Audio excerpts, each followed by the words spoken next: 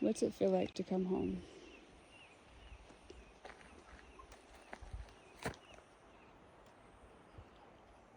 Having a broken ankle and having to crawl from my three-wheeler that somebody started for me, and ride this hill across here, up to this hill, and then way up here there's a house where we lived, up on the hill that my dad built. And that over there, we were here when that tree split in lightning. So many memories here. This was my backyard that I took my horse every day I could. It's just as far as you can see. I used to ride that top line way up there, down here, and then I'd zigzag down and then come to the house. But I'd be so far up in there that I'd be clear up at that rock. And I'd ride that ridge line all the way down. Lost my mom's camera one time. I was such trouble. It's like trouble was always like following me. I don't know, 3 years old when we moved here, and some friends had visited, and they had their rig here, and I wanted to show them the kitties, but it was cold outside, so I just start stuffing them in the tailpipes of the rigs that were going, and by the time they found them, they were all dead. So there's some trauma there, and then my dog hung itself on that porch right there, tied up, and then it hung itself right there. My dad, he built that shop for this house. This was our first house, and then we bought the house down there, the white house below us, while they were working on this masterpiece over here. I'll show you. Oh yeah. I was probably 6 years old. No, I was still here. Maybe 5 years old before we moved again. And I was down in this pasture where my horses were. And I seen this little snake. And I stepped on its head and I put a stick in its mouth looking for fangs. Couldn't find any. So I grabbed it by the tail. And every time I'd swoosh up, if I'd let go if it would get too close. But I carried it from there all the way over here to where my dad was in his boat working. In the back of his rig, he had a boat. My dad's like, drop it, it's a rattlesnake. He told me, they're more venomous than the bigger ones because they inject all of the poison. I've rode every square inch of these mountains on my horse. Clear to that point, and then it was private property.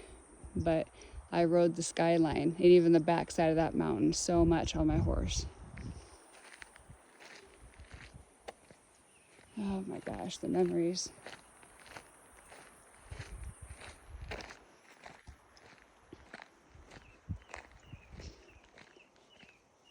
So this house up here is the one my dad built. I have a video earlier of it. That's it. Built the house, a shop. They bulldozed a road up, leveled out a flat spot. We had pipes that ran to the creek for water. We did have a septic. We had electric.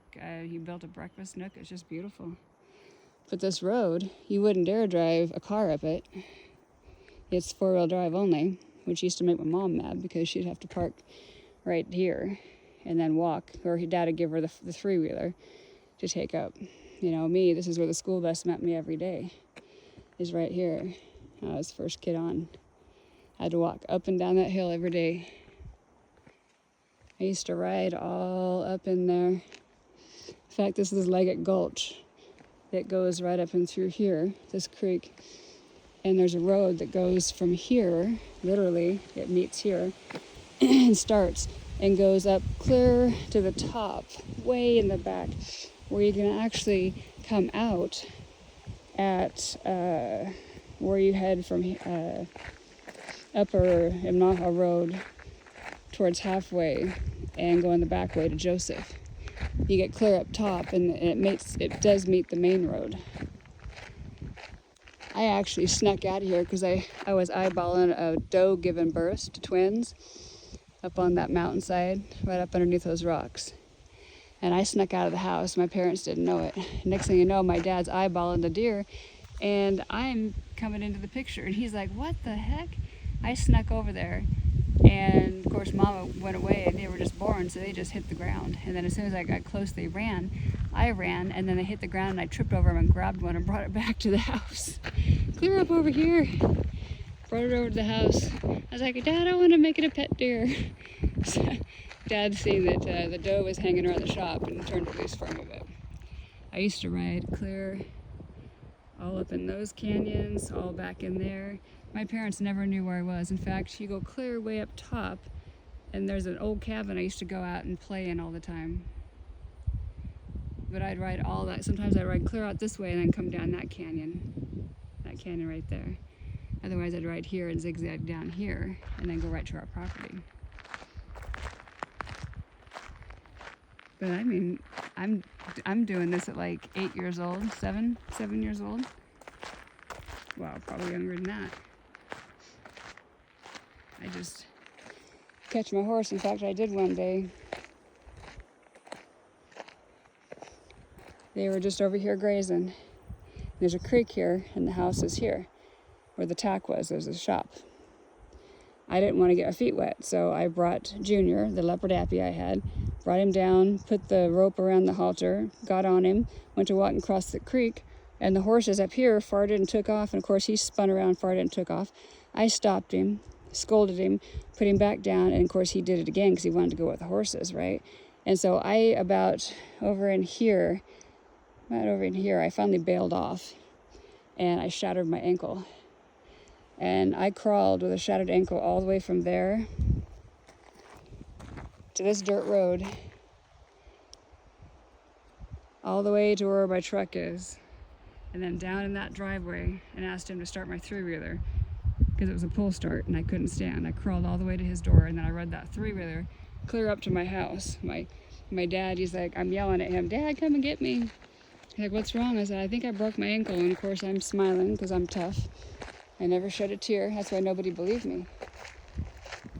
Nobody believed me because I never shed a tear. In fact, the day they told the whole family that Dad was going to die of this rare brain tumor, and he only had X amount of time, I was the only one in that whole room that did not shed a tear. And it was living here that made me so tough. This is where I grew up. From the age of 3 to 17. Every inch of this place.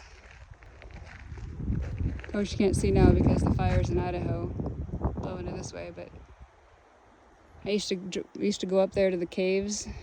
I don't know if you can see, but there's actually caves over there. We used to see elk. We actually seen one white elk come across the whole time we were here, but tons of elk will go across, and deer and bear.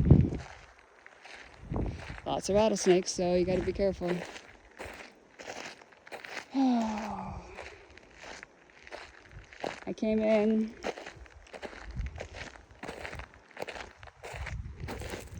and cleared the energy in this whole area. There's a lot of trauma on this road.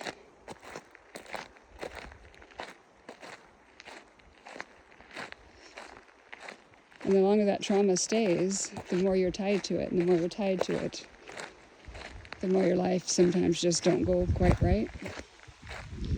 I don't know how many times I walked through that creek, not paying attention about snakes or nothing, where there was actually water coming down through there. And then I would walk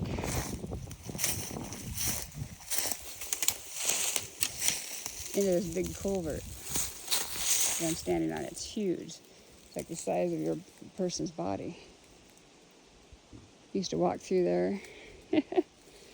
Walk down through those creeks, not even paying attention. Just spirit leading me in all different ways. I've had so many near-death experiences here. And then had more when I moved to Idaho.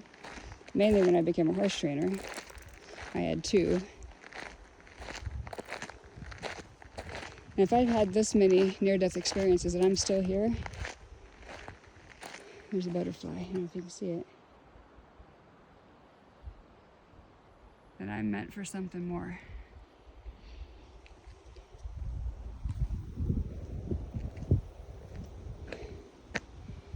All the way up here. I used to have to, I'd try to leave some extra barbecue chips for my horse, so that way he'd meet me at the gate and then he'd give me a ride up to the house. No chips, no ride. So I had to save him at least 4. If he only had 1 or 2, I'd try to, sneak out and eat more of it, but 1 or 2 didn't get me very far. It was that 3rd one that always got him.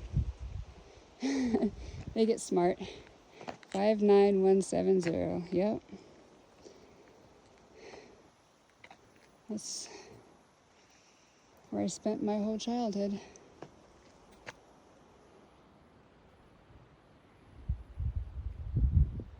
Right up in there.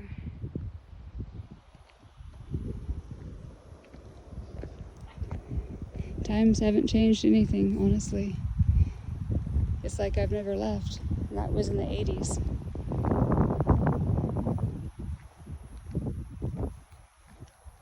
Late 70s and 80s. And really, honestly, nothing's changed. There's a few more newer things here, but this is just how we left it. This was our first house we bought, probably in 76. This gate is new, of course. That rock wall, that whole thing right there, that's all old. All of that. There used to be a shed right there that we had. Dad built that by hand, leveled it off, built the thing. He's so talented. Had a little orchard right here. Yeah, I drove I had a 3-wheeler sitting here. Somebody else owned it at the time. Crawled clear to the door and asked if Mr. Porter could come out and pull start my 3-wheeler because I couldn't stand up. I think I broke my ankle. He thinks I'm lying because I'm not crying. But when they took the boot off, it blew up black and blue overnight. Just boom. Shattered it and had to have pins. I hit that hard stopping that horse. Did it once, thought I could do it again. You never know from one day to the next what the road brings. In fact, I never thought I would be back here ever again. And here I am. And feeling better every day.